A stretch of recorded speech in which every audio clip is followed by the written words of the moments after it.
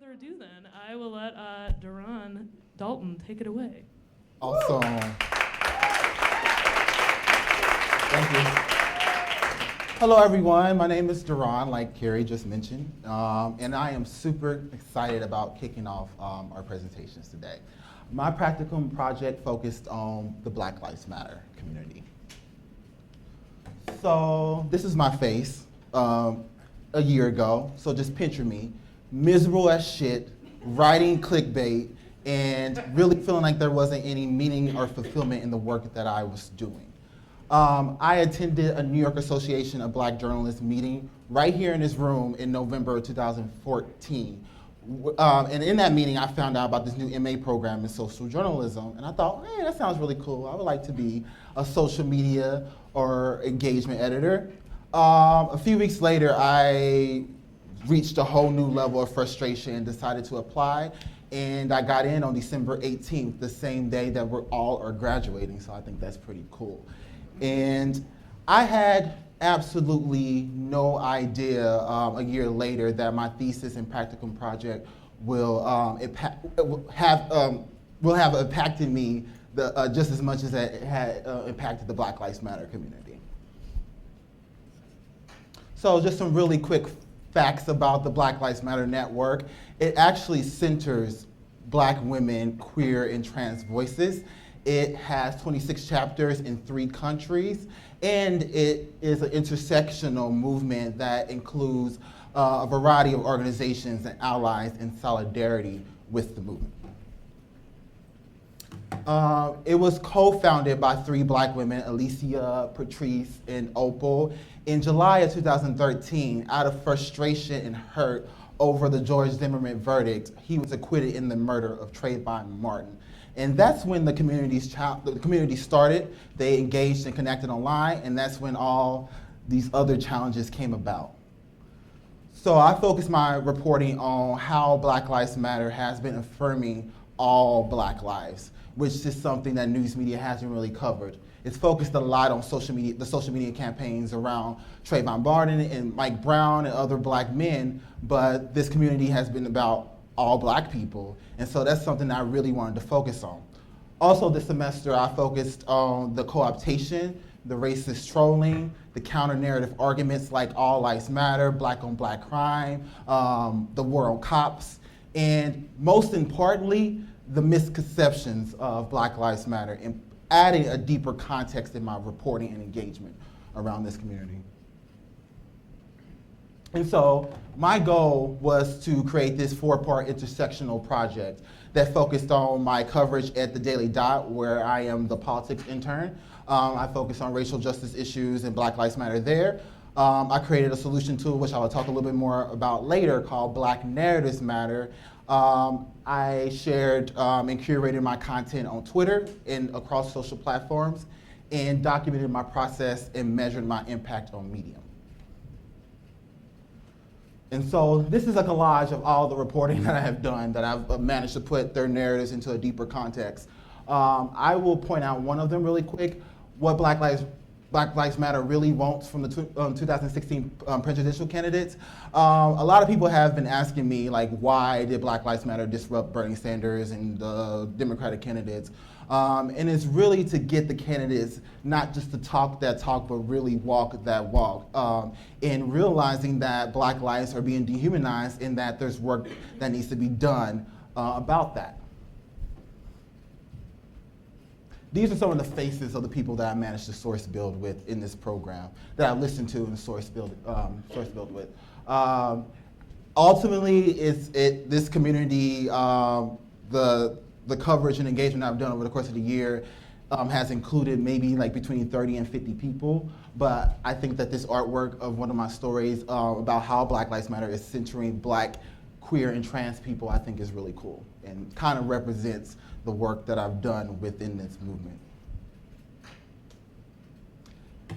Second part of what I've done in this program is created the solution tool Black Narratives Matter, which is a resource and watchdog site for news media on how to cover Black narratives. The site features how-to guides, quick facts about the community and just, any Black narrative. It also includes collaborative essays with community members and a glossary of terminology, other resources from other platforms like my colleague Adrielle Parker's Black and Blue Me, which she will talk about later, and ethical guidelines on how to cover Black experiences.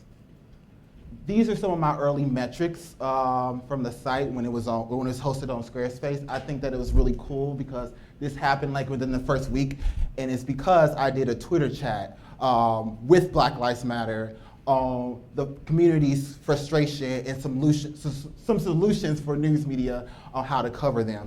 It got more than 400 engagements on Twitter, and Black Narratives Matter got around 200 followers. And then I decided to relaunch this semester on WordPress, which happened this month in December. I hosted an event called Black Narratives Matter, How to Source Build as Black Journalists with Black Lives Matter organizers. And a lot of people told me that this event had a lot of nuance in it because it really talked about not only how to cover Black narratives and the ethics of it, but the intersections of activism and journalism. And yeah, these are two of the people that I talked to directly in video. They basically told me that the event was a really great start. On Twitter, we got more than 360 engagements, which I thought was pretty cool, and yeah. And moving into engagement, like I said, I won't get too much into like the Black Social J hashtag, but this semester I really focused a lot on sharing the content that I was producing. And I think that it was much more cool than to talk about the analytical metrics, to talk about the human impact. A lot of people that were featured in my stories who weren't featured in my stories shared my work. And yeah, told me about their appreciation of it, which I think is pretty cool. These are some of the actual metrics from some of the stories I've produced in the last few months.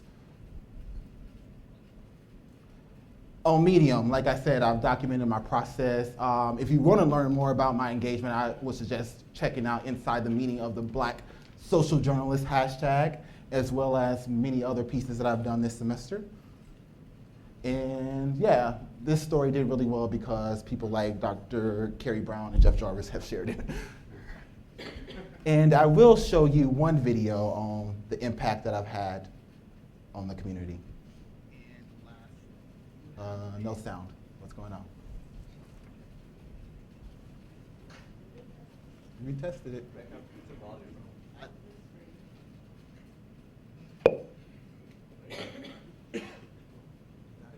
Believe who's been following the work I've been doing since the beginning of this program. You actually are the first person I ever interviewed for anything I've done in this program. I don't know if you remember when I was covering, Black trans women. I do. And you have been supportive ever since. You better get an A in this class, Professor Person.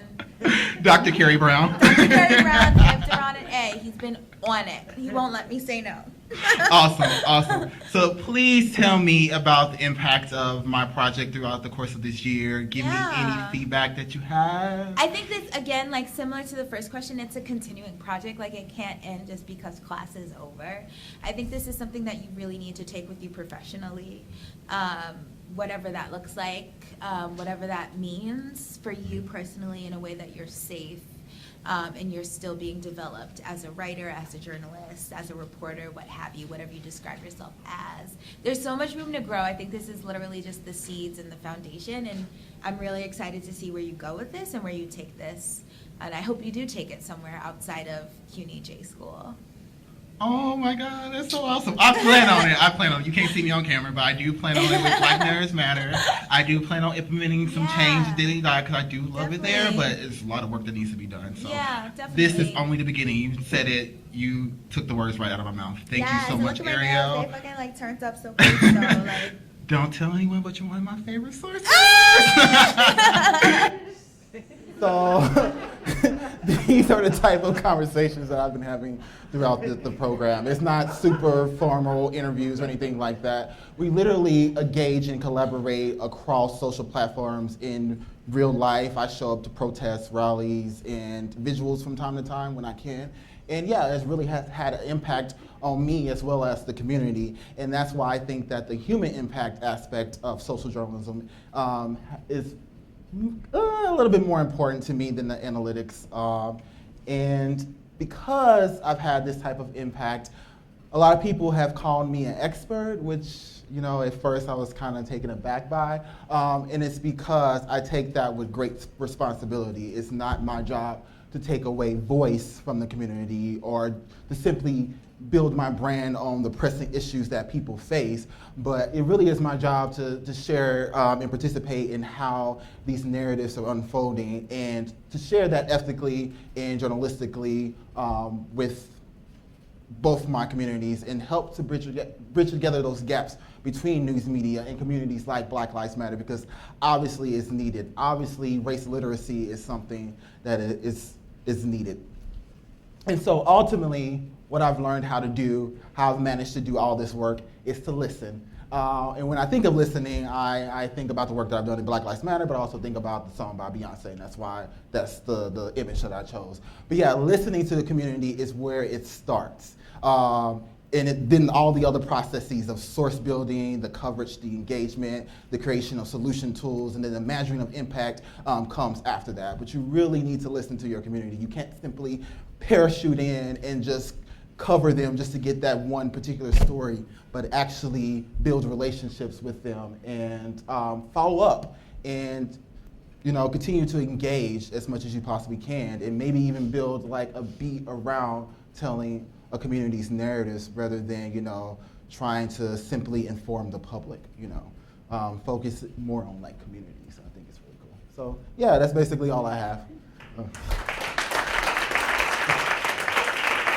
Hopefully I wasn't too bad. Rachel's getting up here. We have time for just like one question maybe for Deron, if anyone has that. Rachel, you can get set up. Anyone? Yeah, Simon? In terms of the amount of views your stories got or engagement stories got, did you notice that was there a specific sort of subject or trend that you covered with the stories that got the most engagement or got the most views? I'll repeat that one if you didn't hear it. Getting the most engagement, most views, which things did you notice specifically about that? I don't know. That's actually a really good question. I would say that in the last semester, when I would share my stories and use the proper hashtags and mention the proper people, that they would share those stories. And other times, people that I've interviewed in the past who weren't a part of that particular narrative would share that story as well. And so